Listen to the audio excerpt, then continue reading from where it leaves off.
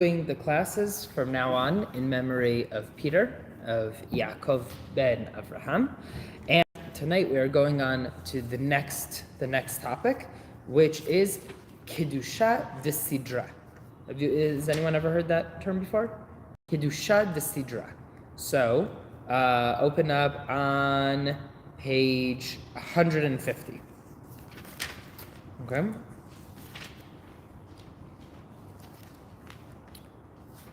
So, ArtScroll actually, the publication does not write this down over here. Yeah, in Asheri. Yeah. So right now we basically finished tefillah, right? We finished all of our prayers because the prayer that we've been talking about, which is tefillah, is the Amidah. We said that the end of the Amidah is Tachanun, and then we're finished. We really finished the davening, and we don't have anything else over here that is in that same place of tefillah anymore. We have Kaddish, 150. Okay, so we have Kaddish that we talked about last time, and after tonight we'll have like 2 or 3 other topics inside the Siddur, but then we finish basically going through the regular part of the Siddur. Okay. So, over here, it puts it in the category of what's called Asheri Uva Letzion. Asheri Uva Letzion as a prayer that some of it we're already familiar with. So, for example, Ashrei we're familiar with, right? We talked about this when we talked about Psukei de Zimra. We've talked about this previously in quite a lot of detail about Ashrei. But then we finished our davening and we say Ashrei again. So why do we say Ashrei again? This comes from Brachot. So in the Gemara of Brachot, it says, any person who says Ashrei 3 times a day, it is promised to him that he is Ben Olam Haba, as a part of the kingdom to come, in the world to come, right? So when will you say it 3 times a day? We have Psukei de Zimra. We have it before Mincha. What would be the logical place to put the third one? No, like the logical place that you would put it. Okay, we have in Shacharit, we have in Mincha. Where would you put the third one? At night in Arvit, right? Yeah. Right. So we have 3 prayers a day. So you would have 1 in the morning, 1 in the afternoon, 1 at night. That would be logical. However, during that time in the Gemara, there's a very large discussion if praying at night is an obligation at all. Okay. And when you get into other discussions about women's prayers, even more so if women have an obligation to daven Arvit, the night prayer. Okay, different discussions of what women are supposed to be praying.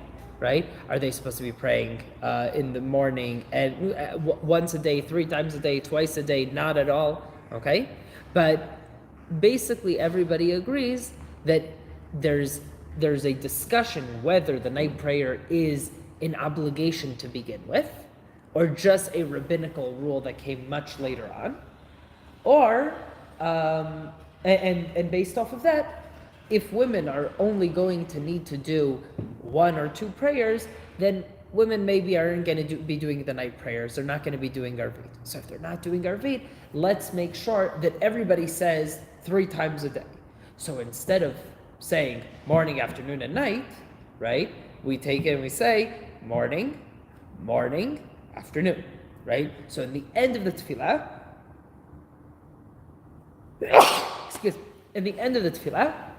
we are going to be adding in another Ashrei. Now, from the way that the Siddur is built, it seems like they added in Ashrei more as like an afterthought, which means the main part of this text, we have Ashrei, Lamnatseach, which we're not going to focus so much on, and Uva Letzion. That's going to be our main focus. Uva Letzion is page 154. Okay, that's going to be our main focus, and it seems 154. Okay, so it's or 155 on the English side. So it seems like when they were compiling the Siddur, the important thing that they were trying to emphasize is Uva Letzion. But then afterwards they said, well, where are we going to put Ashrei? And put it in here also. Okay? So far, so good? Now, Ashrei, we said, is a very important prayer, and therefore it's put in. What is Uva Letzion, which is so important over here? So let's look through it a little bit. Page 154, 155. Uva Letzion Goel. Here's a prayer, okay, that is the Redeemer shall come to Tzion, to Zion. Uleshavei pesha b'Yaakov neum Hashem, and to those who are repenting, okay, from Yaakov, from Am Yisrael, this is the words of Hashem. ואני זו בריתי אותם אמר השם רוחי אשר עליך ודברי אשר שמתי בפיך לא ימוש מפיך ומפי זרעך ומפי זרע זרעך אמר השם מעתה ועד עולם. And as for me, this is my covenant that I am giving to you. All of these things that I've said, they won't leave you and your children's children forever and ever. ואתה קדוש יושב תהילות ישראל וקרא זה אל זה ואמר. Now this starts sounding like something we're familiar with. קדוש, קדוש, קדוש, השם צבאות מלוא כל הארץ כבודו. And now, ומקבלין דין מדין, ואמרין קדיש בשמי מרם האלה. Suddenly I'm in a different language, right? I switched over from Hebrew to Aramaic, right? And I don't recognize this. So let me skip to the next thing that's highlighted.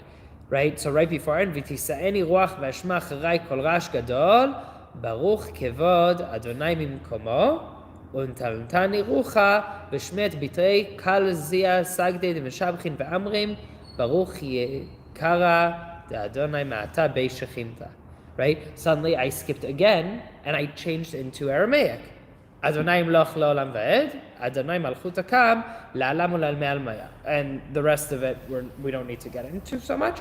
But look for a second on 155, under the line, right? Under the line over here, you see number 1, Isaiah 59. Number 2, Psalm 22. Number 3, Isaiah, right? So the way that the Art Scroll has it over here is whenever it takes something from the Torah, it will always give us where it's from, right? Anywhere from Tanakh, it will show us this is where it's from, right? And then I know. So I'm looking at it right now, and I have a tremendous amount of psukim. And if I continue to the next page on 156, 157, I see that I have another 13 other psukim that it's giving me, right? Another 13 passages inside this very short prayer. Okay, which means altogether I have 23 passages that it's giving me in this prayer. So what's the purpose of it? So we'll go back before this is written, okay, back to the Gemara in Sota, okay? So the Gemara in Sota, Sota we talked about recently, a woman who is unfaithful to her husband, what happens with her, right? The Gemara doesn't only talk about this, but rather goes through different discussions. And one of the things that is brought up over there is from the day that the temple was destroyed. You can take a siddur, we're in Uva Letzion, page 154. So the Gemara in Sota says like this. It says, from the day that the temple is destroyed, okay, every single day the world is cursed. Okay, it's a very, very harsh thing that the Gemara says. From the day the temple is destroyed, every day is cursed. Okay? And how cursed is it? It's so cursed that in the morning you'll say, when will the night come? And at night you'll say, when will the morning come? Right? So it's not, what's the morning? It's not tomorrow, because you have no idea how bad tomorrow is going to be. It's you are wishing for the morning that just started. You go, things are so bad now at night, I'm just praying that we can go back to just that terrible moment in this morning, right? In the morning you say, it's so bad, I hope it finishes, and then the night comes, you say, I wish I can go back, right? And the Gemara asks and says, if the world is so terrible, because the temple is destroyed, right? Bet HaMikdash Hasheni, the second temple is destroyed. The world is so terrible. With what right does the world exist? right? So we have this in a few different places that we've discussed, that we say our prayers are what makes the world exist. The prayers of children, the prayers of women, right? These things are important for the existence of the world. The fact that kids are learning Torah, the connection of the nation of Israel with the land of Israel. These are things that keep the world going. But if the world is so terrible that every day has a new curse that comes to it because the world is so unworthy, then with what right does the world exist? And the Gemara answers, and it says, when the entire nation comes together and says, Kiddusha desidra. Okay? So Kiddusha, we're familiar with already. We've actually done this twice. We did this in Kiddusha, in the repetition of the Amidah, in Chazarat Hashatz. We've said, Kadosh, Kadosh, Kadosh, Baruch Kevod Hashemim Komo, Hashemim Loch L'Olam Vaed. We said these three things, which are the prayers of the angels, and we've repeated this. And when do we say this before that? When do we say it before it? Huh? Before the Amidah, when do we say it? We also say it before Shema, right? The blessings going into Shema, right? We also say, Kadosh, Kadosh, Kadosh, Baruch Kevod Hashemim Komo, right? And Hashemim Loch L'Olam Vaed. These are things that we are repeating. It's the third time that we're repeating it here, but here there's something different. The Gemara says, this one is so important that when Am Yisrael says this, then the world has a right to exist. Okay? When Am Yisrael does not say this, the world, it's not worth it for the world to exist in such a cruel and painful world, right? But when Am Yisrael does this, this keeps the world going. And this will remove that curse of the day, okay? Now, the reality is that most people say, okay, I finished the Amidah, I finished Tachanun, Aleinu L'Shabach, get out, right? Skip this part. It's like, I've already said all of this already. I said Ashrei, and I've already said Kadosh, Kadosh, Kadosh, Baruch. I'm in a rush, right? Let me just go. But the Gemara says, this is the most important part. So, did they put it at the end so people will stay, right? To make sure that people would stay? Yes. Yeah, of course. Is it that because we say the Kadosh, Kadosh, Kadosh, Uva Letzion, so the world isn't as bad as it would have been, or it's anyways bad, and because we're saying it, so we have to let it exist. So, because most of the people, a lot of the people, I think that the world is so bad. So the first of all, we have no idea how bad it is because we have nothing to compare it to, right? But you said that people will wake up at night, pray that it would be like in the morning. Correct. In the morning, they just want it to end. And not everyone's like that. I don't think every person individually is suffering, but as a collective we are, right? So what? In a spiritual way. In a spiritual way, right? Like if you can imagine, right? I think one of the powerful things that got me a few years ago when I was preparing for Yom Kippur, right? There's one prayer that he's like a Baal Tshuva, it was his first time ever doing Yom Kippur, and he came to me after services and he said, this is so sad. And I've never thought of this piyut as something sad. And it says, it's about Ashrei Ayin. It is lucky the eye who saw the Kohen lighting the candles and bringing this offering and all of these things. But we are so pathetic, we only get to hear about it, right? And I've never paid attention to it because Yom Kippur was long and hard, right? So you just go through the davenings and the Chazan says it and you just like nod along, right? But then you realize, what was the world in a reality where we communicate with Hashem on a level of Nevi'im, right? The prophets are there. So maybe it's people that knew what it was like every morning cry and...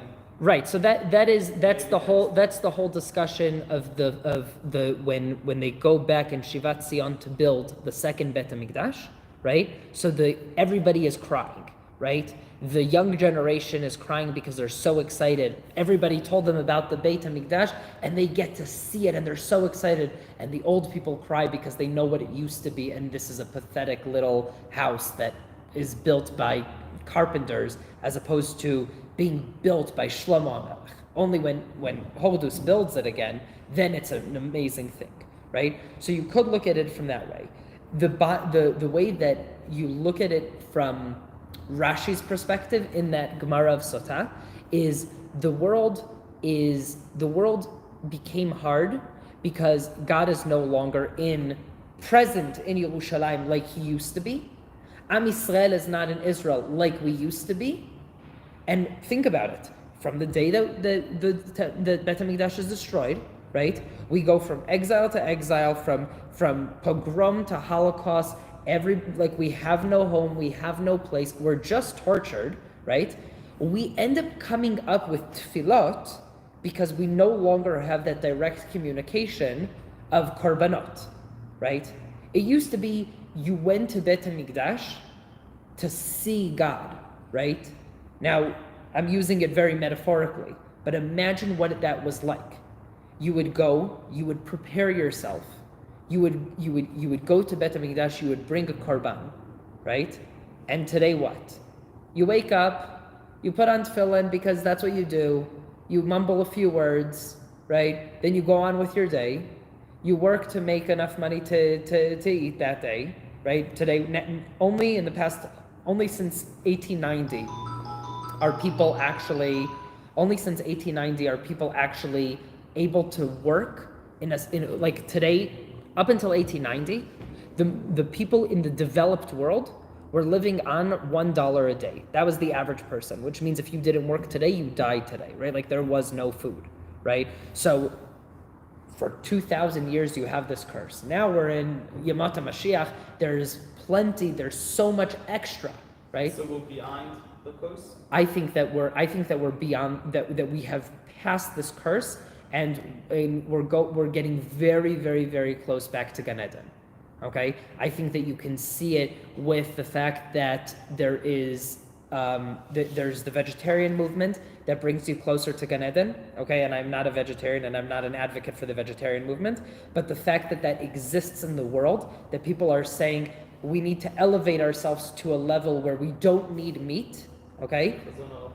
So Rav Kook, but the proper understanding of Rav Kook's understanding of the Chazon Tzimchonut, the fact that women are not suppressed anymore, okay, which means the curse of woman of ve'eli shech shukatech v'hu imshol bach, that your husband will control you and your desires will be towards him, sort of disappeared, okay. Be'etzev tildi banim, with sorrow you'll bear children, which was not just about the physical pain, which also can be gone today if you have an epidural, okay? But women were dying in childbirth, right? Like mom was one of 10 children, right? Only 2 survived to get to through childhood, because that is be'etzev tildi banim. You'll bear children with sorrow because they don't make it.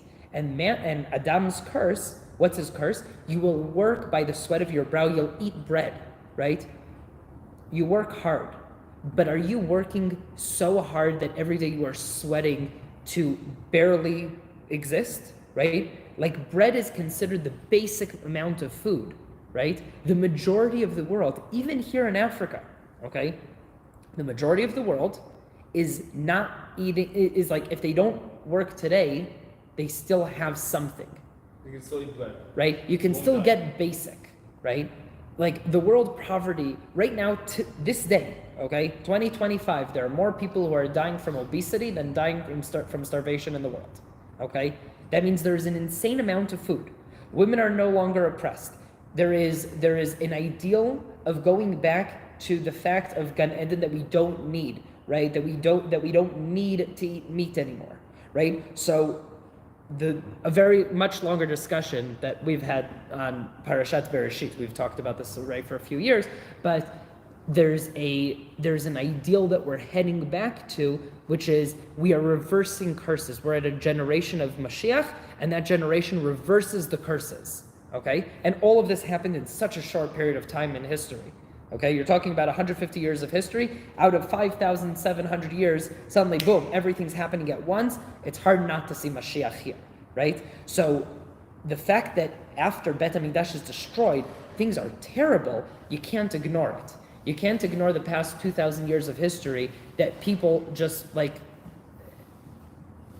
had to make decisions. Am I saving myself? Am I saving my children? Are we all starving? Are we, God forbid, right? Like eating one of our children, like these stories that we hear throughout this period of time, right? Of every atrocity in the world. So yes, I think the world was objectively bad for the past 2,000 years, right? I think there was real evil in the world, okay? I think there's a lot to discuss about where that evil came from, okay? But the thing that reverses this curse, according to Rashi, is when Am Yisrael says Kedusha de Sidra.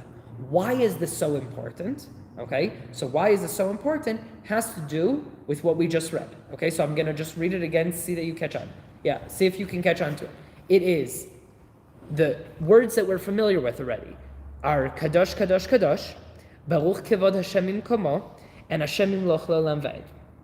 We've established that these are important words of prayer, right? But then what does it say? Right afterwards, okay, it says it in Aramaic. Why does it say it in Aramaic? Because this is no longer a prayer.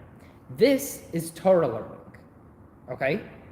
So while this is Torah learning, what does that mean? That means it takes psukim that we've already dealt with throughout the davening and said, I'm going to take them now and explain them to you in a language you understand. Okay? You clearly don't speak Hebrew. What language do you speak? Oh, you speak Aramaic. Everybody speaks Aramaic, right? So if everybody speaks Aramaic, let's go and learn these prayers, right? Things that we're dealing with every day. So we say, Kadosh, Kadosh, Kadosh, holy, holy, holy is Hashem, right? And then what does it say in Aramaic, right? Now we can actually read it in English because we have the translation. And they receive permission one from another to say, holy is the most exalted heaven and above, right? Then what is it doing? It's teaching us what we are saying. It's doing what we're doing right now, right? And that is an incredible principle. The principle over here is when you finish tefillah, start learning Torah, okay? Too many people have a very narrow view of religion, which means religion belongs in the Bet Knesset, in the synagogue. So, if religion belongs in the synagogue, then there's a curse every single day. Because the second I finish my prayers, I go out to the real world and I suffer, right? But if instead of looking at it in that kind of way, we say, this is Torah learning, which is what Rashi is trying to teach us, right? This is Torah learning, then every single time I'm leaving the Bet Knesset, I'm finishing davening, I'm stopping, and I'm learning something, I get to take that outside of the Bet Knesset with me, which brings an ideal to the world, right? The ideal to the world is live a life of Torah, right? Don't just have your Torah life be inside the Bet Knesset. Have your Torah be part of your life, okay? Because once I'm learning Torah, I am, we said this a few times, la'asok b'divrei Torah, to be involved with the life of Torah. So if I want to be involved with the life of Torah, what am I supposed to do? I'm supposed to learn it. I'm supposed to understand. I'm supposed to take my tefillot and learn them, make them into Torahs. And I'm supposed to take the Torah and learn to make it into tefillah. Okay, I'm going to repeat it. I'm going to repeat this, Akiva, because I want you to hear it. So I'm going to repeat it briefly again. Okay, because it's an important point that we're missing out. Rashi says, why is Uva Letzion so important?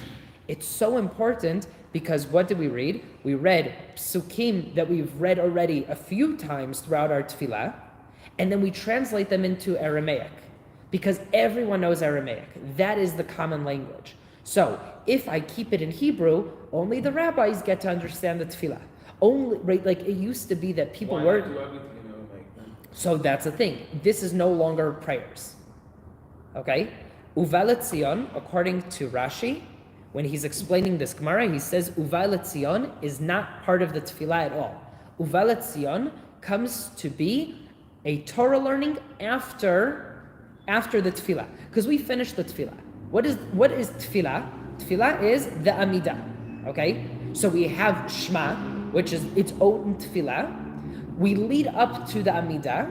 Once we finish it, we say Tachanun as sort of a rabbinic davening that continues, right? So like we touched on this somewhat, okay? But Elohai Netzar in the end of the Amidah is one of 16 opinions in the Gemara of what we're supposed to say in the end of the Amidah, okay?